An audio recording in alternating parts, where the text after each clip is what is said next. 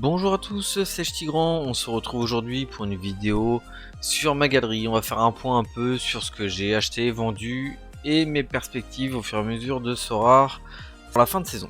Mais avant cela, n'hésitez pas comme d'habitude à vous abonner sur la chaîne YouTube pour ne rien louper. Un petit j'aime, ça fait toujours plaisir. N'hésitez pas aussi à commenter, à me donner des noms de joueurs car je vais bientôt faire une vidéo sur les scoutings que vous avez fait et donner mon avis dessus. Je suis aussi disponible par message sur Twitter et Discord. Tout ce qui est lien est soit dans le message YouTube ou vous retrouverez tout sur mon Twitter.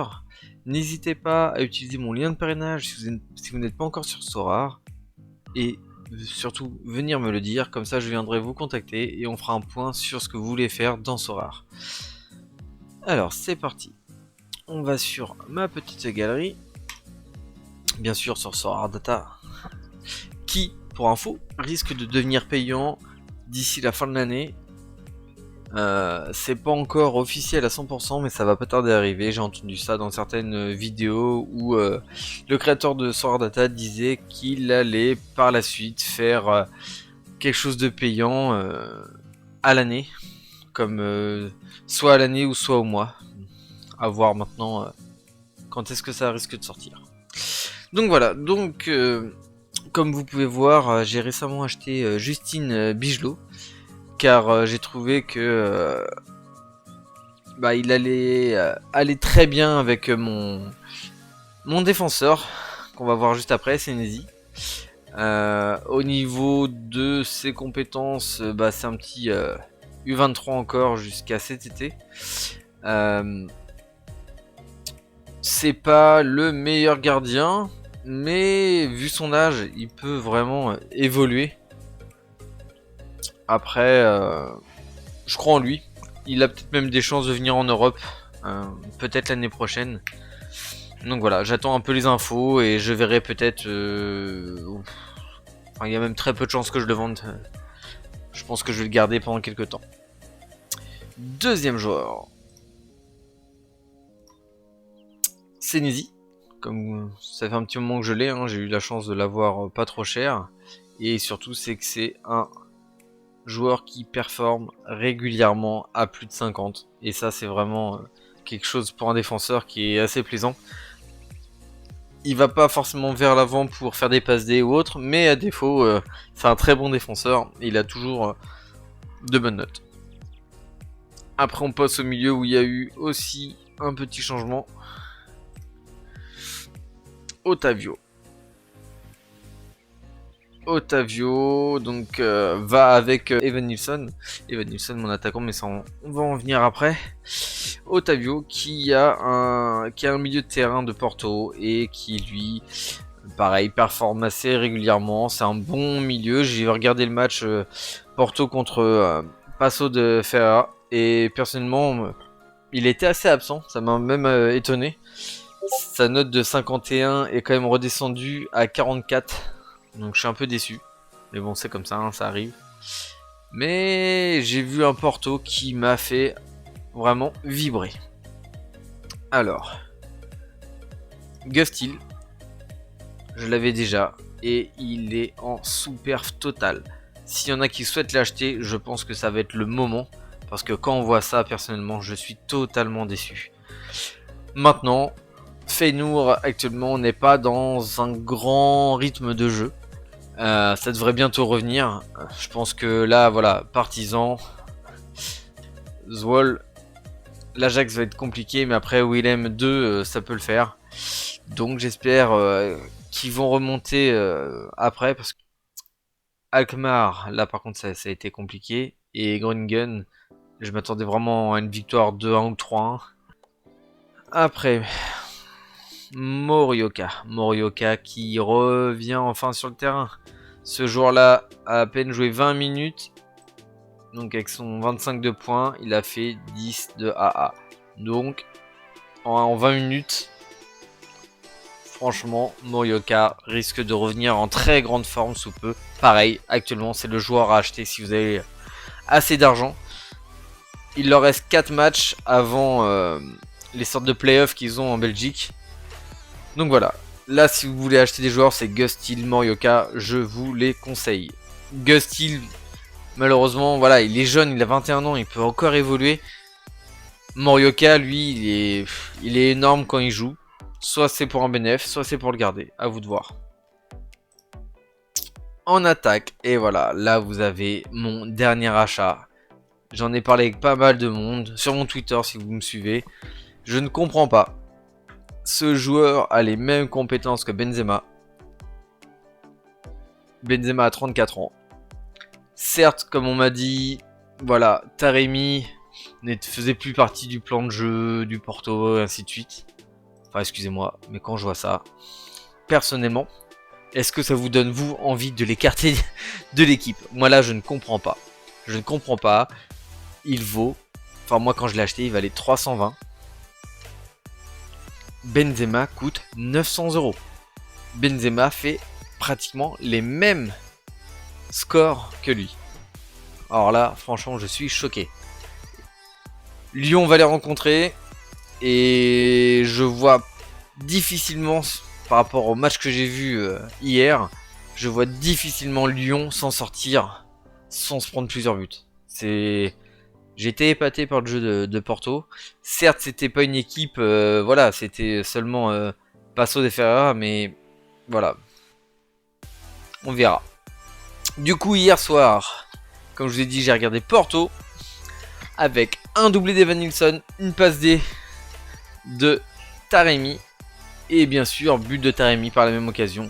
Ces deux joueurs là, ils ont brillé. Ça m'a vraiment assez impressionné. Voilà, malheureusement Evanilson actuellement n'est pas toujours titulaire. Je ne comprends pas parce que dès qu'il est titulaire, il fait, hormis une deux fois bien sûr, mais il fait généralement de très bonnes notes. À voir, pareil, c'est un jeune joueur. Il a en U23. On va voir ça. Dans cette équipe de Porto, il y a un joueur, et tout le monde le connaît, pour ceux qui suivent.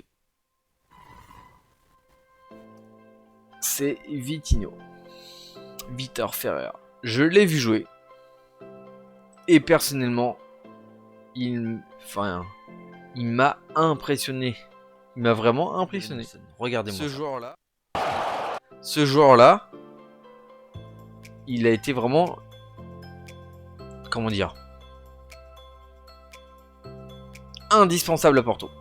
Quand je l'ai vu jouer, il allait chercher les ballons, c'est lui qui centrait, c'est lui qui passait, il était dangereux. Il a une intelligence de jeu qui m'a vraiment impressionné. Et ça, je pense que lui, je me le mets mes deux côtés tout de suite. L'année prochaine, il est à moi. À voir bien sûr s'il est vendu. Mais même s'il est vendu, il va jouer dans une grosse équipe européenne. Et ça, moi, je le veux. 460 € par rapport à ce qu'il fait. Voilà, c'est un joueur à surveiller.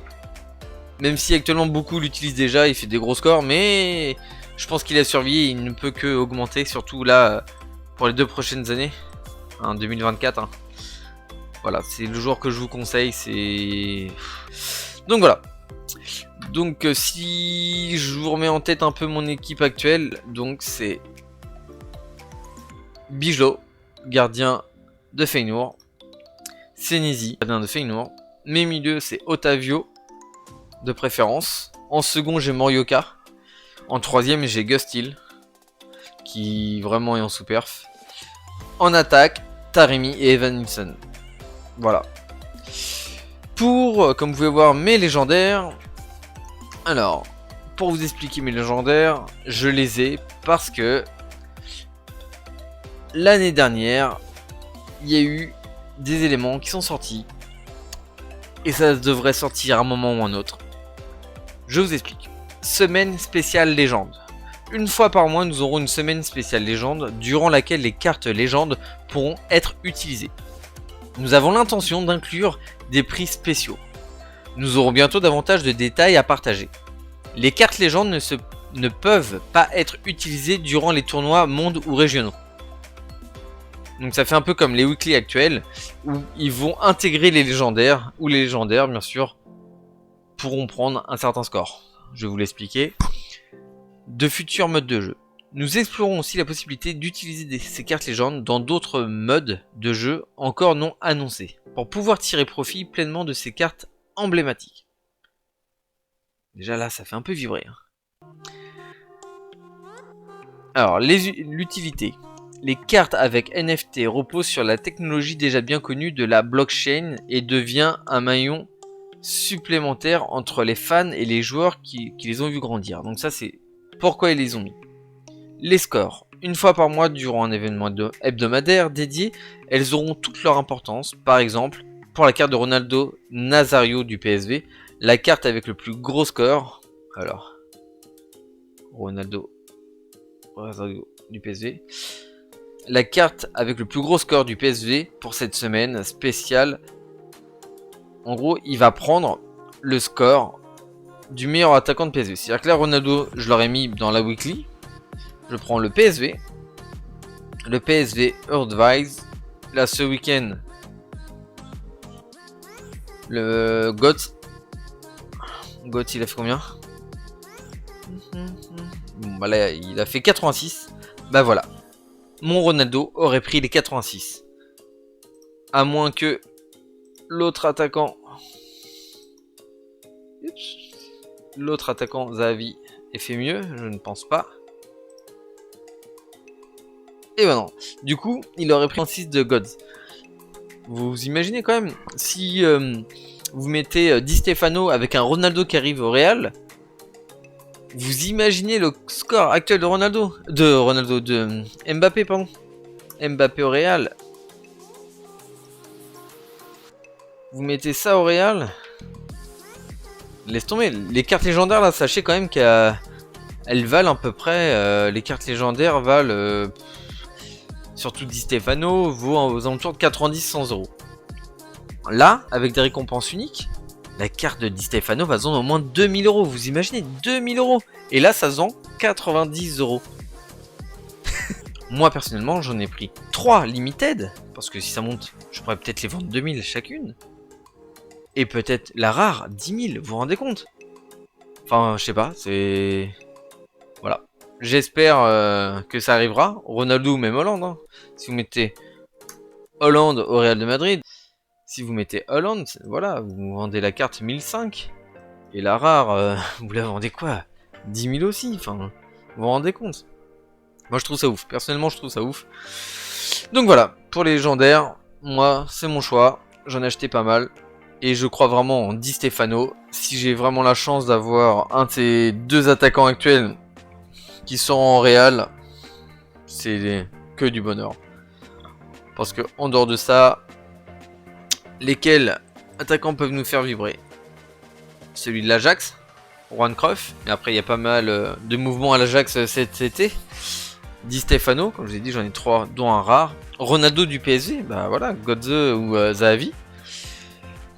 Milan, ça fait un peu moins rêver. Ensuite, on a Platini, qui est le seul milieu, moi je vous conseille de l'avoir. Du coup, vu que c'est l'équipe de France, bah ça sera le meilleur milieu français. Vous vous rendez compte, le meilleur milieu français. Mais ça va monter à combien? Défenseur, Cannavaro pour la Juve. Beckenbauer pour l'Allemagne. Défenseur allemand. Zanetti pour l'Inter. Et bien sûr, un gardien du Real. Iker Casillas. Je crois que c'est Courtois. C'est même pas je crois, c'est Courtois. Il vaut combien Courtois actuellement? 1004. Vous croyez qu'on peut la vendre combien cette carte une fois par mois? Avec des récompenses particulières. Casillas. Casillas c'est au moins de 800 euros. Vous l'achetez combien? 200. Vous multipliez par 4. Enfin moi personnellement, certes ils ont sorti cet article au mois de septembre, ils ont fait ces avances. Mais enfin là avec la weekly actuelle, avec le niveau de 45 autres, bien sûr qu'ils peuvent faire pour les légendaires. Et ça donne envie. Je vous conseille aujourd'hui de mettre un peu d'argent de côté. Achetez-vous un Di Stefano, un joueur, une équipe dans laquelle vous croyez. Et mettez-moi ça de côté. Mettez-moi ça de côté avant que ça augmente. N'oubliez pas, fin mars, il y a des révélations chez Sora. Ils vont dire le nouveau gameplay. Le nouveau gameplay, les légendaires ne devraient pas être très loin. Les prix vont bientôt exploser. Pour ma part, je vous laisse voir ça. Donc maintenant on va parler un peu de ce que je souhaite dans un futur proche, avant septembre. Je me suis fait un petit listing des joueurs que j'aimerais. J'attends de voir quand même comment les prix vont évoluer et surtout les transferts de cet été. J'aimerais bien me faire une deuxième équipe. Et cet été, alors soit là en fin de saison ou dans l'été, les prix risquent de bien baisser. Et j'avais des vues sur... Hop là, on va commencer par le gardien. Anthony Lopez de Lyon. 31 ans, mais toujours assez en forme. Je pense que ce gardien-là, vu qu'il est assez régulier, j'aimerais bien l'avoir en tant que gardien pour une deuxième équipe. Le top aurait été Diogo Costa de Porto. Mais le prix reste à mon goût encore un peu élevé. Il y a encore la dernière fois que j'avais regardé, c'était à 1000 €, mais voilà, c'est en train de descendre. Pourquoi pas arriver à 600 € et là je sauterai dessus. Donc voilà, actuellement c'est tout rien. J'espère réussir à en avoir un des deux. En défense, Gvardiol, qui est actuellement aux alentours de 300 et quelques euros. Quand moi j'avais regardé, il était à 450. Donc on voit que les prix actuellement ont déjà sont bien descendus. Pour moi, ça risque de continuer. Donc 20 ans, ça peut être un bon élément à acheter. J'avais aussi De Ligt en tête. Voilà, De Ligt, il n'y a pas de H. Mathis De Ligt en tête. Pareil, 22 ans. Ça, c'est aussi... Et je pense que voilà, c'est des joueurs assez intéressants.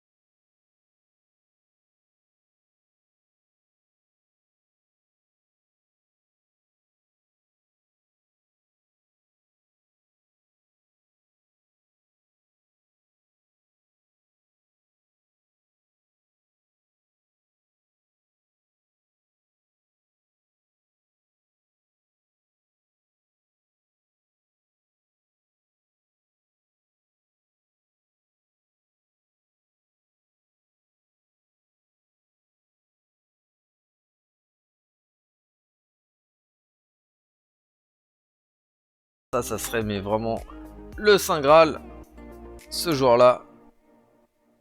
Je pense que beaucoup vont me dire oui, avec un grand O. Ça, c'est le Saint Graal de ce que je vise l'année prochaine. Mais bon, le prix reste... si mes légendaires partent, avec grand plaisir, je le prends tout de suite. Berch. Qui est... ces joueurs qui sont super, franchement, j'ai du mal à comprendre. C'est Ajax, mais toi, indirectement, j'aurais pu dire Feyenoord quand je vois les notes. Pareil, besoin 19 ans, c'est énorme par rapport à son âge, ce qu'il a fait déjà. Il vaut pas trop cher, je trouve. Et maintenant, on part pour l'attaque. Si je me trompe pas, c'est... Non, c'est 2 S. Carlsen de Alkmaar. pareil, j'attends de voir un peu comment ça évolue au niveau des transferts. Mais ça, pareil, c'est des joueurs. Si vous ne les avez pas, c'est Nabil Fekir qui donne assez envie en ce moment de l'acheter parce que bah voilà, hein, regardez ses perfs, elles sont juste magnifiques. J'ai cru entendre dire qu'il serait capable d'aller jouer à Barcelone pour septembre. J'attends de voir. À l'heure, pareil, il est prévu qu'il parte de l'Ajax. Ça, par contre, pareil, il faut savoir où. Parce que des notes comme ça, en face, il n'y a pas non plus des grosses équipes comme en Europe. Donc, est-ce qu'ils vont réussir à perdurer dans leur exploit?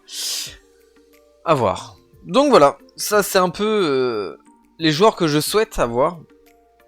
Dites-moi ce que vous en pensez. Est-ce que j'ai raison? Est-ce qu'il y a des joueurs que vous me conseillez plus que d'autres? Mon budget va vraiment être débloqué parce que j'ai mis énormément d'argent dans les légendaires. Ça, je suis pas loin de 2000 euros. J'espère en avoir énormément et récupérer ma mise. Mais surtout, bah voilà, je suis ouvert à ce que vous pouvez me proposer aussi comme joueur. On va pouvoir aller regarder, checker ça ensemble. Pour ceux qui sont intéressés de venir faire un petit vocal avec moi à l'occasion et de parler ensemble des prévisions, même d'un championnat, je suis ouvert. Moi je connais surtout tout ce qui est Challenger et Europe.